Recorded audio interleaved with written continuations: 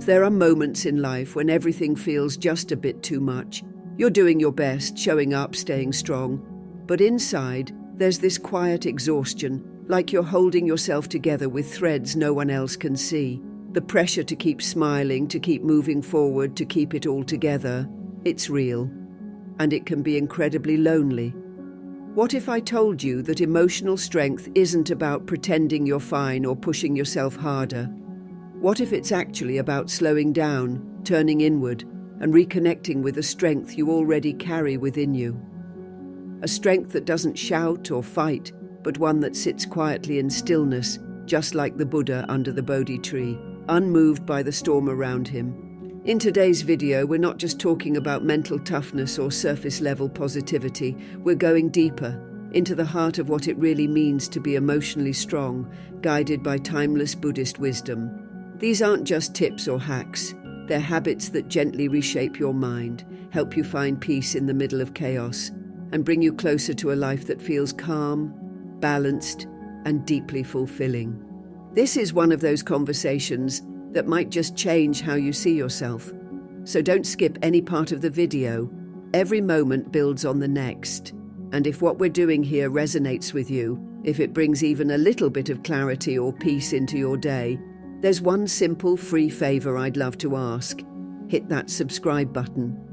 It helps this message reach more hearts just like yours. Now let's begin. Gently, with awareness and with the kind of strength that grows from within.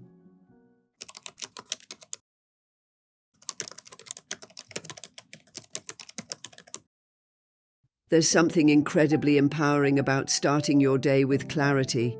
You know those mornings where your mind is already running before your feet even touch the floor?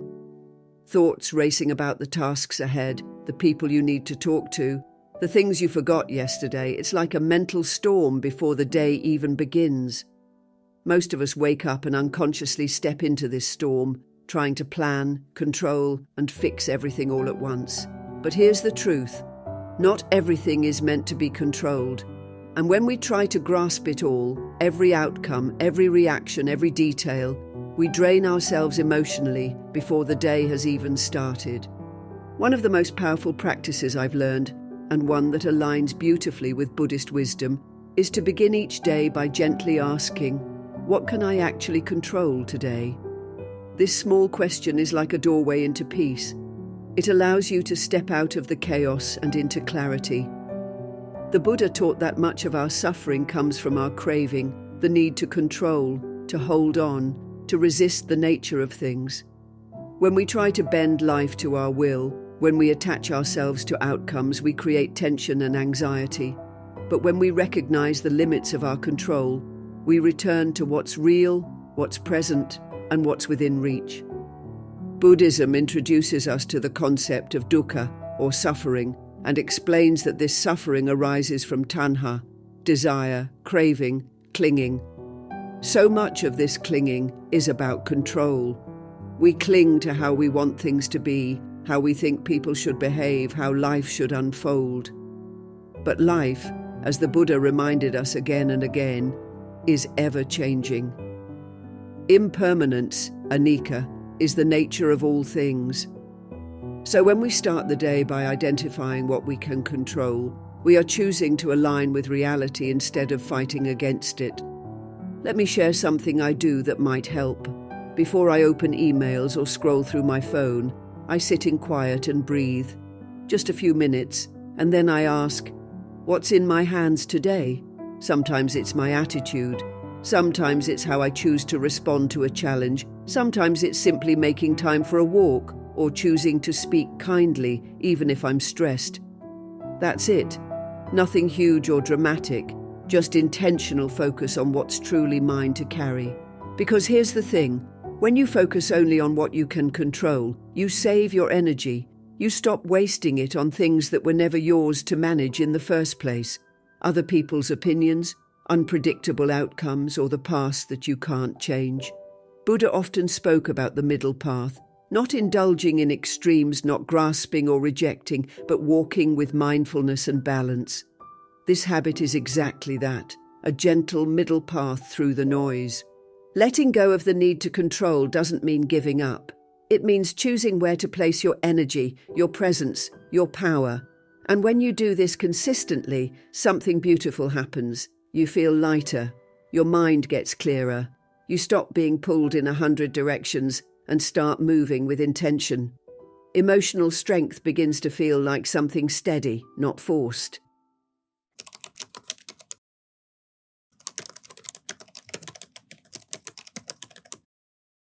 You know that moment right after something triggers you, maybe someone said something that stung, or a plan didn't go your way, and your whole body tightens, your heart beats faster, and the words are already forming at the tip of your tongue. That split second before you react is where everything can change. It's such a small window, but it holds massive power. And truthfully, most of us blow right past it. We respond on impulse, then regret it later.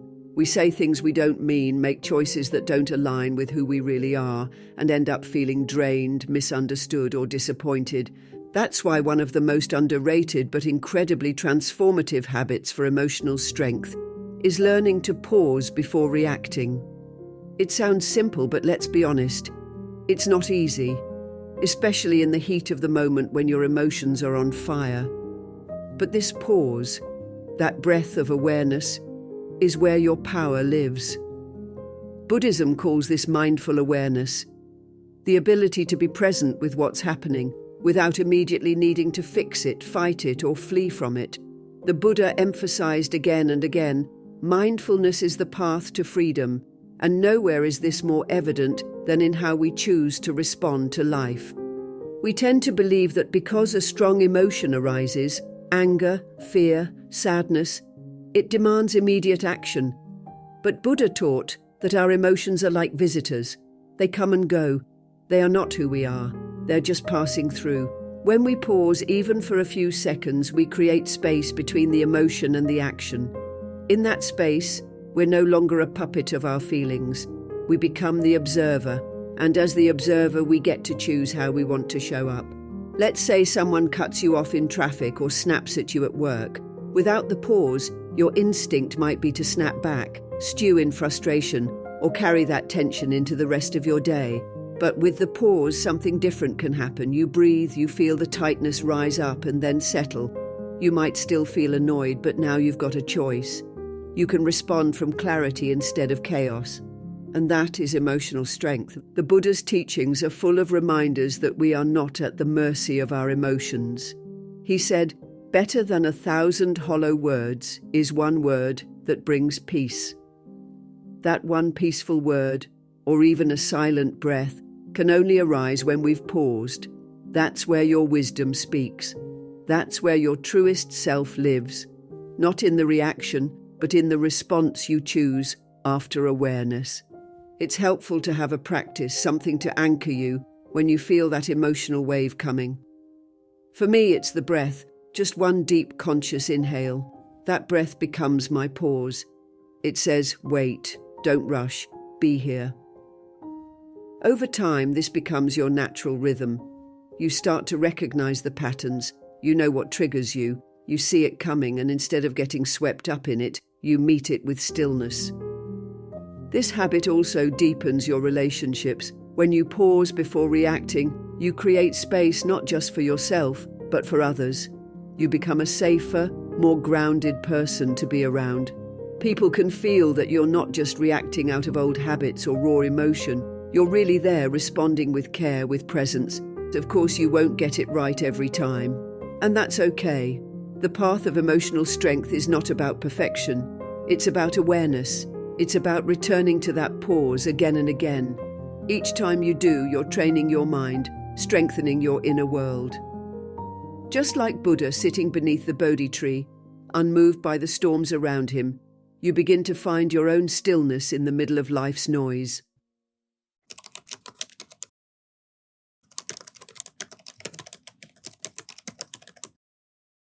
There's a kind of courage that doesn't get talked about enough. The kind where you sit with yourself quietly and finally admit something you've been avoiding. Not to anyone else, just to you.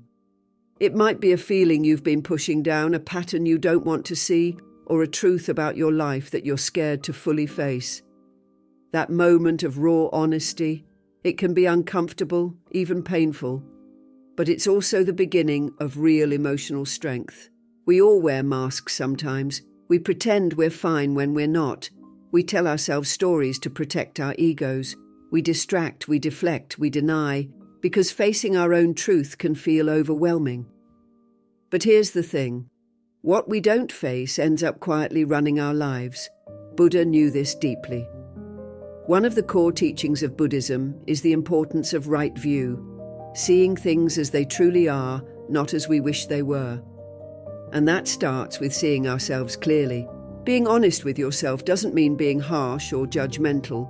It means gently peeling back the layers and asking, what's really going on here? What am I feeling? What am I avoiding? What do I know deep down that I've been afraid to admit?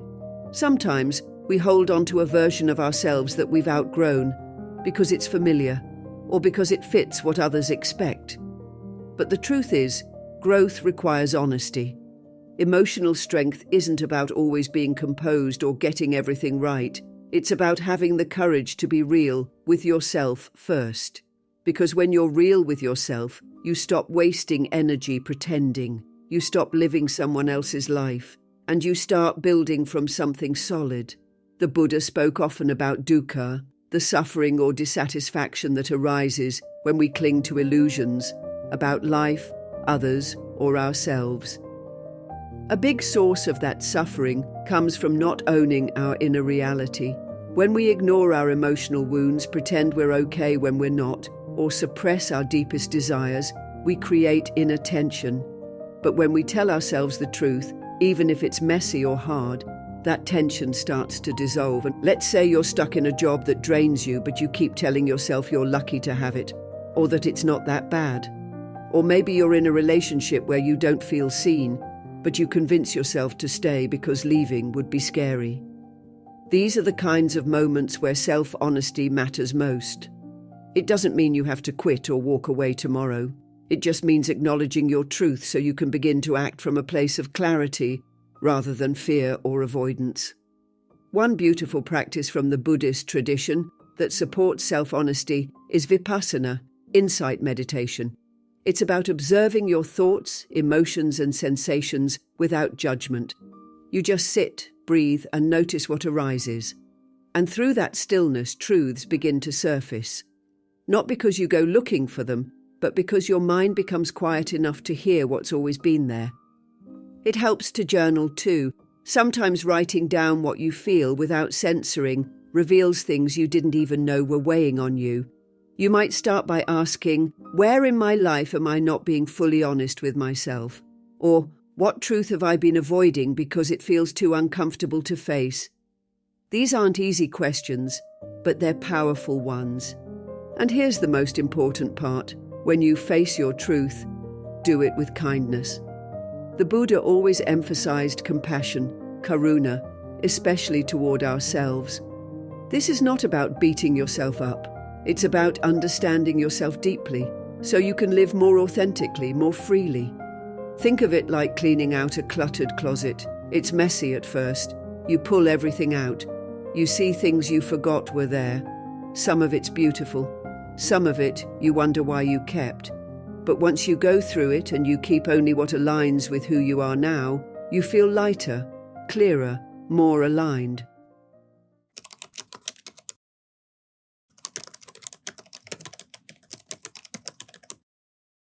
Some of the most powerful moments in life happen when everything is quiet, when the noise of the world fades, and you're left with nothing but your own thoughts. Maybe it's late at night when everyone else is asleep, or during a walk when your mind starts wandering through memories and realizations. In those moments, if we're willing, we can learn more about ourselves than we do in all the busyness of the day. But the truth is, most of us rarely make time for reflection. We're too caught up in doing, fixing, rushing, rarely pausing to ask, how did today really shape me? And that's where growth often slips through our fingers. Not because we aren't trying, but because we don't take time to look back with intention. Buddhism places a strong emphasis on awareness, not just of the present moment, but also of how our thoughts, actions, and intentions are unfolding over time. The Buddha taught that without understanding ourselves, we can't change ourselves. And self-understanding comes from reflection. Think of each day as a chapter in the book of your life. Some chapters are filled with joy, others with struggle, and many feel ordinary. But everyone holds something to learn.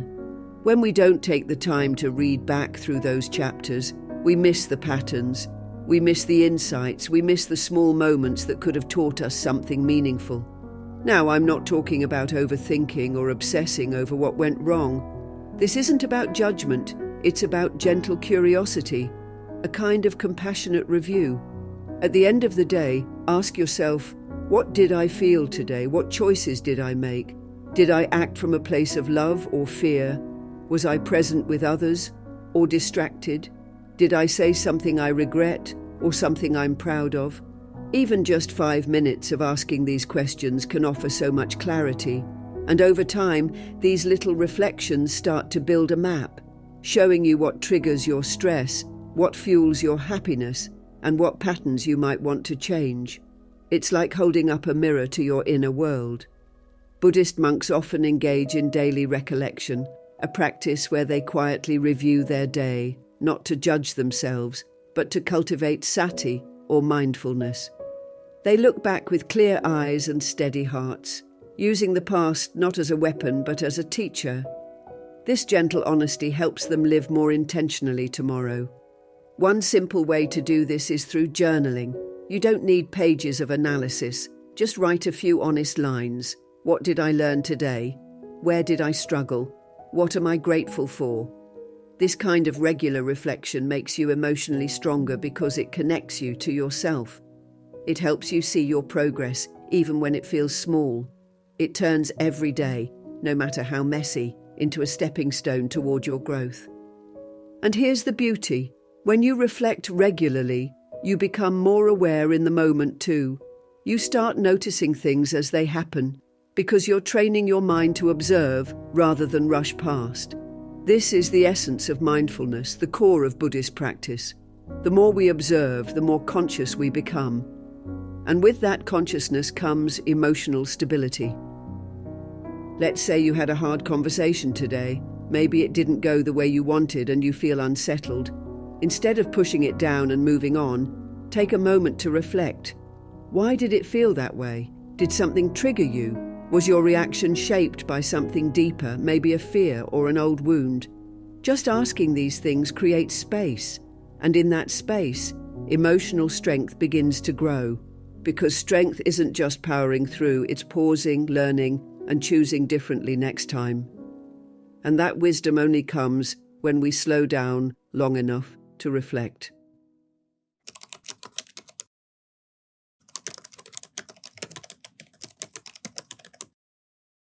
There's something strangely powerful about the small things we often overlook. A smile from a stranger, the warmth of your morning tea, the fact that your heart keeps beating without being asked. These little moments usually slip by unnoticed, but they carry a kind of quiet magic. The problem is, most of us are wired to focus on what's missing. We're always scanning for what's wrong, what's lacking, or what hasn't yet been achieved. And in doing so, we miss what's already here, what's already enough. The Buddha spoke of this very thing. He taught that suffering often arises from craving, this endless desire for more, better, different. It's a hunger that can never truly be satisfied. But he also offered a powerful antidote, mudita, or appreciative joy. It's the practice of finding happiness not in what's next, but in what is. And one of the simplest ways to cultivate that joy is through gratitude. Now let's get real. Gratitude isn't just some trendy wellness word. It's a deep, grounding practice that reconnects you to life as it is, not as you wish it to be. When you choose to notice what's good, no matter how small, something in you softens. You become less reactive, more centered, more emotionally resilient. Gratitude doesn't erase pain, but it gives you a place to stand in the middle of it. It's like a gentle light that helps you see your life more clearly. Think about your own day for a moment. What went right? What made you smile? What helped you feel safe, even if just for a second? Maybe it was a friend checking in. Maybe it was a quiet moment alone. Or maybe it was simply the fact that you had a roof over your head and food to eat. These aren't small things. They're everything, when you really stop and feel them. Buddhist teachings often remind us that nothing is guaranteed. Everything we have could be gone tomorrow. That might sound a bit heavy, but it's actually freeing. It invites us to savor what we have now, instead of postponing our peace for some future version of life. In fact, monks in many traditions start and end their days with gratitude reflections, not because life is perfect, but because life is precious. Every breath is a gift.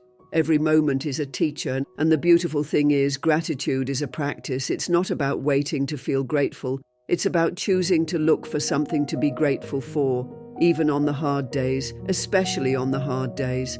That's when gratitude becomes a kind of inner strength, a quiet courage that says, yes, this is difficult, but look, there is still beauty here.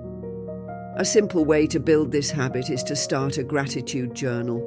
Every night, just write down 3 things you're thankful for. They don't need to be big or profound. Maybe it's the way the sunlight came through your window, or the way your dog looked at you, or the fact that you made it through another day. Over time, this practice changes your lens. You begin to see goodness more easily, even in places where you once saw only stress or lack. Another way to deepen this practice is to express your gratitude out loud. Tell people you appreciate them. Thank your barista. Thank your partner for listening. Thank yourself even for trying your best. These tiny acts of acknowledgement ripple out, strengthening your connections and deepening your emotional well-being.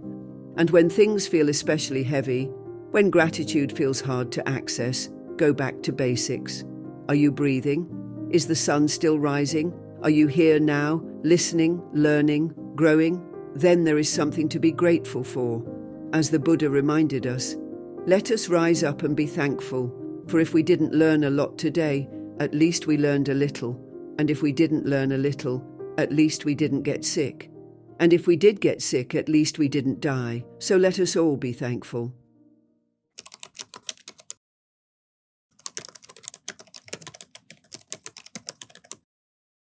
There's something deeply unsettling about change, isn't there? One moment you feel secure, certain, like life is finally falling into place, and then something shifts. A job ends, a relationship fades, plans unravel, and suddenly you're holding pieces of something that once felt whole. That ache, that resistance to loss, is so human. We all go through it, but the real challenge isn't the change itself. It's how we relate to it. Buddha didn't sugarcoat the truth about life. He taught anicca, the principle of impermanence. Everything is always changing, everything.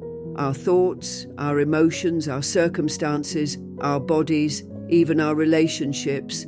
Nothing stays the same. And this might sound scary at first, but really, it's a kind of freedom. Because when we stop fighting change, when we stop clinging so tightly to the way things were, we open up space for something new to enter. Letting go doesn't mean forgetting. It doesn't mean that what you lost didn't matter. It means recognizing that trying to freeze time, to hold on to what's already moved on, only causes more suffering. Buddha compared it to grasping a hot coal. You're the one getting burned. That's what clinging does. Whether we're holding on to the past, to people, to old stories about ourselves, it keeps us stuck, weighed down by something that's no longer here. And it's not always big things we need to let go of. Sometimes it's subtle. The need to be right, the urge to control how others see us, expectations we didn't even realize we were carrying, a version of the future we quietly built in our heads. These things, when we grip them too tightly, can steal our peace without us even noticing. Letting go, then, becomes an act of self-love, a way of clearing emotional clutter so we can breathe again. Buddhist teachings guide us to this through the practice of non-attachment, not in a cold or indifferent way, but with compassion and understanding. Non-attachment doesn't mean not caring. It means caring without clinging, loving without trying to possess, engaging with life fully, while knowing that everything we experience is part of a flowing river, not a frozen frame. And I get it. Letting go isn't easy. Sometimes we think, if I let this go, I'll lose a part of myself. But the truth is, we don't lose ourselves when we let go. We find ourselves. We rediscover who we are beneath the fear, beneath the grief, beneath the resistance. We realize we're still here, still breathing, still capable of growing. So how do we actually practice letting go? One step at a time. Start by observing where you're holding on too tightly. Is it a grudge? A mistake you made years ago? A dream that no longer fits who you are? Just notice it. Bring awareness to it without judgment. This is what mindfulness teaches us, to look at our inner world with clarity and kindness. Then gently ask yourself, is this still serving me? Is holding on to this helping me heal, or is it keeping me in pain? If the answer points toward release, take a deep breath and begin to loosen your grip. Maybe write it out, maybe say it aloud, maybe sit in silence and feel it slowly unhook from your chest. You don't have to let go all at once. Even the intention to let go is a powerful beginning. Ritual can also help. In some Buddhist traditions, people light candles, chant, or offer symbolic gestures, like writing a name or a fear on paper and letting it burn, to physically mark the release. These acts can be deeply moving because they make the internal shift feel real and sacred.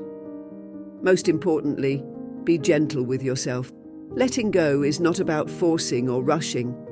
It's about allowing, trusting that life has a rhythm, and when we release what no longer serves us, we create space for new insights, deeper peace, and unexpected blessings.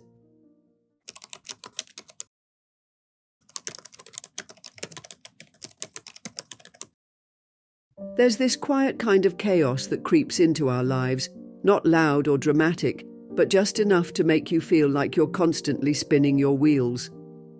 You wake up, your mind already racing, your day filled with things to do, places to be, people to respond to. But at the end of it all, you sit there wondering, what did I actually do today that mattered to me? It's such a common feeling, like life is happening to us instead of being shaped by us. And so often, that disconnection comes from one simple thing. We don't take the time to get clear on what truly matters. You see, emotional strength isn't just about handling what life throws your way. It's also about knowing what deserves your energy. And if we're being honest, not everything does. When we say yes to everything, we dilute ourselves, our peace, our focus, our purpose. They all get watered down. That's why having clear priorities is so important. It's not about being rigid. It's about being intentional. In Buddhism, clarity of purpose is deeply valued. The Buddha taught the importance of right intention, one of the steps on the Noble Eightfold Path. This means aligning your actions with what is wholesome, meaningful, and true to your deepest values. It's not about being perfect, it's about being aware. Living with purpose means asking yourself regularly, what really matters to me? What do I want my time, my energy, and my attention to support? So what does it look like to set clear priorities in daily life? It starts with stillness, and I know that feels counterintuitive. When you've got a million things on your plate, the last thing you think you can afford is time to sit quietly. But in reality, that quiet time, just a few minutes, is where the clarity comes from. Sit down, breathe, ask yourself, what are my non-negotiables today? Not what the world wants from you, not what's screaming the loudest, but what aligns with the life you're trying to build. You don't need a long list. In fact, it's better if you choose just one or two things. Maybe today, your priority is taking care of your health. Maybe it's making space for a meaningful conversation with someone you love. Maybe it's completing a task that brings you closer to a personal goal. When you start your day with that level of focus, you carry a sense of direction that naturally filters out distractions. Buddhist monks often begin their day with reflection, silently affirming their intentions for the hours ahead. This practice is powerful because it anchors your mind. You're not just reacting to life anymore. You're responding with wisdom, and when you get thrown off, as we all do, You can come back to that quiet inner compass and gently realign. And here's something to keep in mind. Priorities aren't just about productivity, they're about meaning. You could have the most efficient day ever and still feel empty if none of it fed your soul. That's why it's essential to check in with your values. Ask yourself, is what I'm prioritizing today in alignment with who I want to become? Sometimes this means learning to say no, and let's be honest, that's not easy. We don't want to disappoint others or miss out. But saying no to what doesn't matter is actually saying yes to what does. It's an act of self-respect. And in the teachings of the Buddha, simplicity and discernment are forms of wisdom. The less you scatter your energy, the more fully you can show up for what really counts.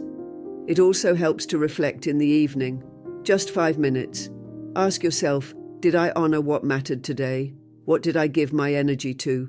This kind of honest, gentle review helps you course correct and stay connected to your path.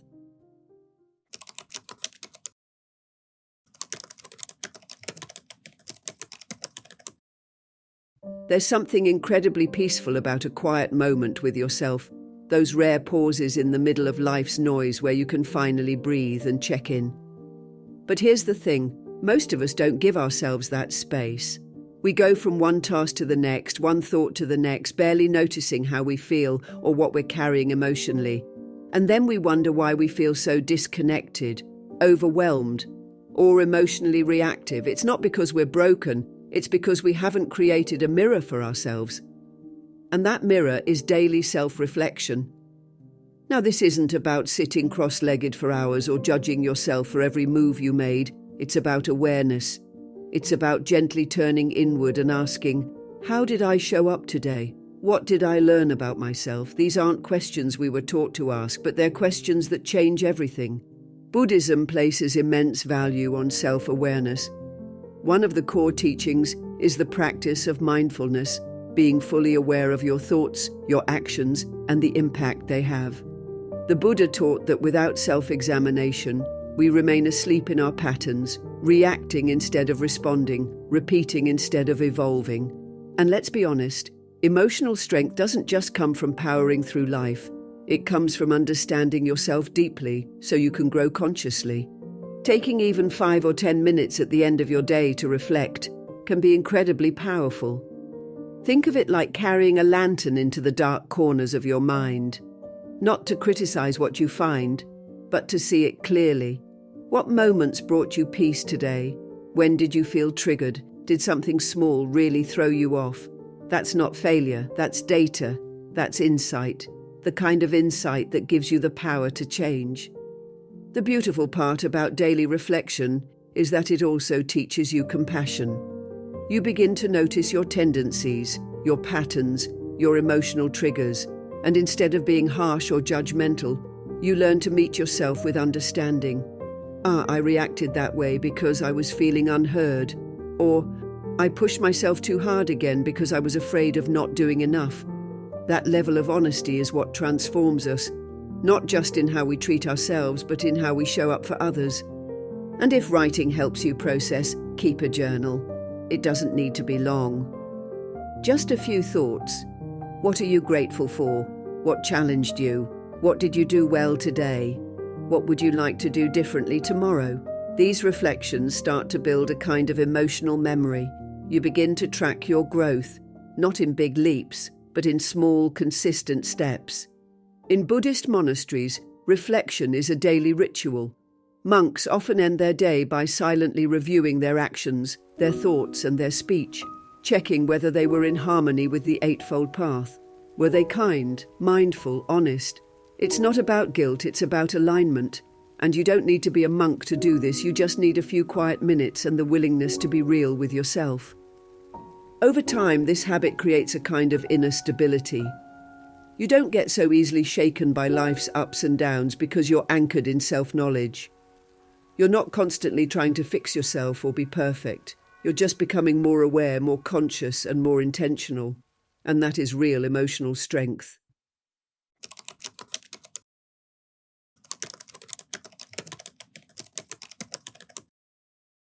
There's a quiet kind of strength that comes from knowing when not to engage, when to let something pass, when to protect your inner peace, and when to simply be without reacting to every external event.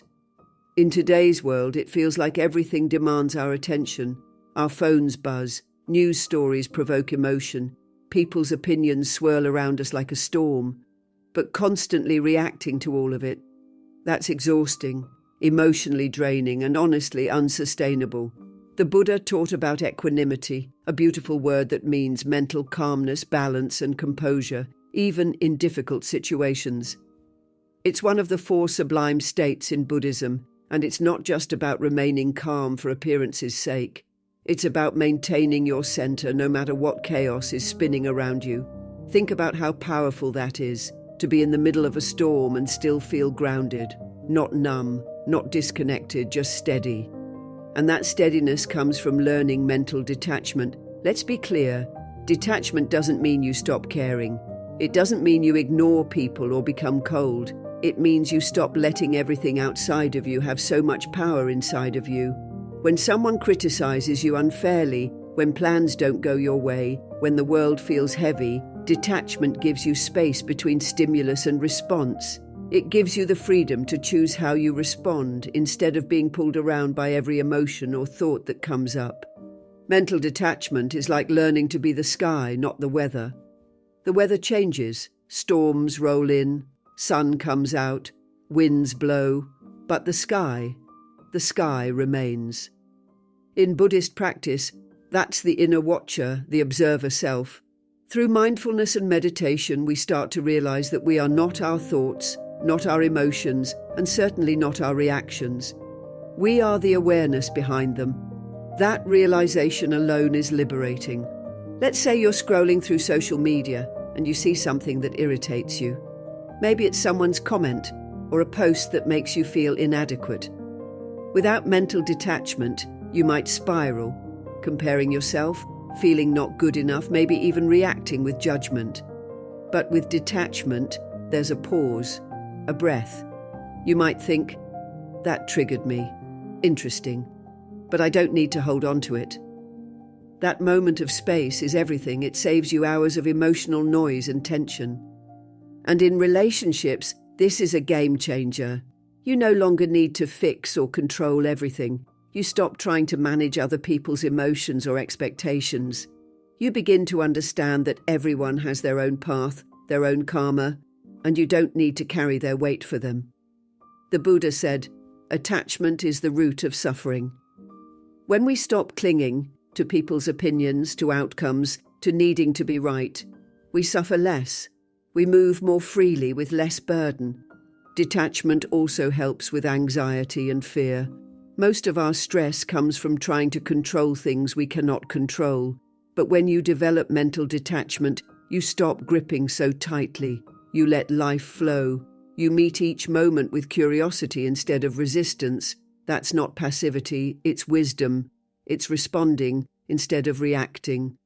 Building this habit takes practice. Start small. When you feel triggered or overwhelmed, just pause. Take a few slow breaths. Ask yourself, is this mine to carry? Do I need to react right now? Most of the time, the answer is no.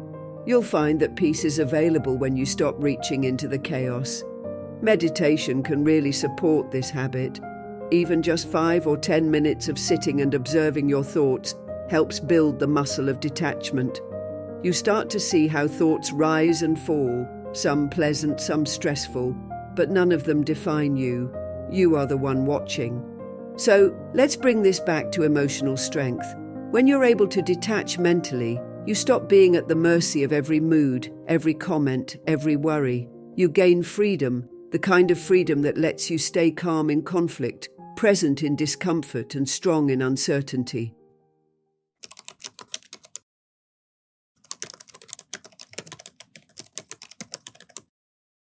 Some days feel like a blur, don't they?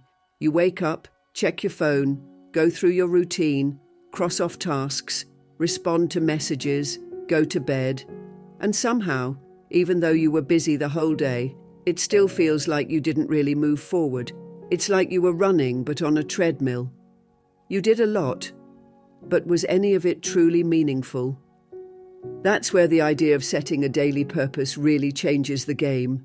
It's not about having your whole life figured out. It's not about grand goals or 5-year plans. It's simply about waking up and asking yourself, what do I want to stand for today? Or what would make this day feel meaningful to me? One clear, simple intention, that's it. But that one thing becomes your anchor. It keeps you connected to why you're doing what you're doing. In Buddhism, intention is everything. On the Noble Eightfold Path, there's a principle called right intention, and it means acting with purpose, not from impulse, not from fear, not from ego, but from clarity and wisdom. The Buddha taught that our intentions shape our thoughts shape our actions, and our actions shape our destiny. So when you set a conscious intention at the start of your day, you're not just reacting to life, you're directing it. And think about it. When you don't set an intention, the day usually pulls you in 100 directions. Your energy scatters. You say yes to things you don't mean, you forget what matters, and you end up exhausted, but not satisfied. But when you start your morning with even a single mindful purpose, you move differently. You speak more thoughtfully. You pause before reacting. You remember who you are. Let's say your intention for the day is I will be patient today, even in moments of stress. That changes how you respond to traffic, or to your colleague's tone, or your child's tantrum. It becomes a quiet thread that weaves through your choices. And it's not about perfection, it's about presence. You'll catch yourself. You'll course correct. That's the practice.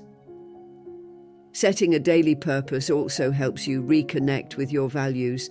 Maybe today, your purpose is to listen more deeply to others. Maybe tomorrow, it's to take care of your body with rest and nourishing food. These aren't tasks on a checklist, they're intentions that shape your quality of being. That's so much deeper than productivity. Buddhist monks begin their mornings with rituals and chants that help them reconnect with their path. They don't rush into their day. They set the tone with mindfulness, with stillness. And we can do that too. Before diving into emails or errands, take just 1 minute, sit quietly, breathe, ask, what really matters to me today? Write it down. Carry it with you, not as pressure, but as guidance. And if the day gets messy, and let's be real, it often does, your intention is still there to come back to. That's the beauty of it. You might forget for a while, get overwhelmed or frustrated, but your purpose gives you a way home. It reminds you, oh yes, this is who I chose to be today. That gentle returning builds emotional strength. It builds self-trust.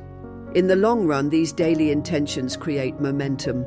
They stack up, they shape your days, and your days shape your life. Suddenly, you're not just reacting, you're creating. You're living on purpose, even in small, quiet ways. And those small ways, they're everything. In the end, emotional strength isn't built in a single day. It's built in the quiet, intentional choices we make every day. When we live with purpose, guided by presence and wisdom, we begin to experience a deeper kind of peace, one that no external storm can shake. The Buddha didn't promise a life without suffering, but he did show us how to meet life with clarity, courage, and compassion. Thank you for being here and walking this path with me. Your presence in this space matters more than you know. If today's message spoke to your heart, there's more waiting for you. Go ahead and click one of the suggested videos on the screen. Each one is crafted with care to support your journey. Until next time, may your path be mindful, your heart be light, and your spirit stay rooted in peace. Thank you for being a part of our Buddhist journey.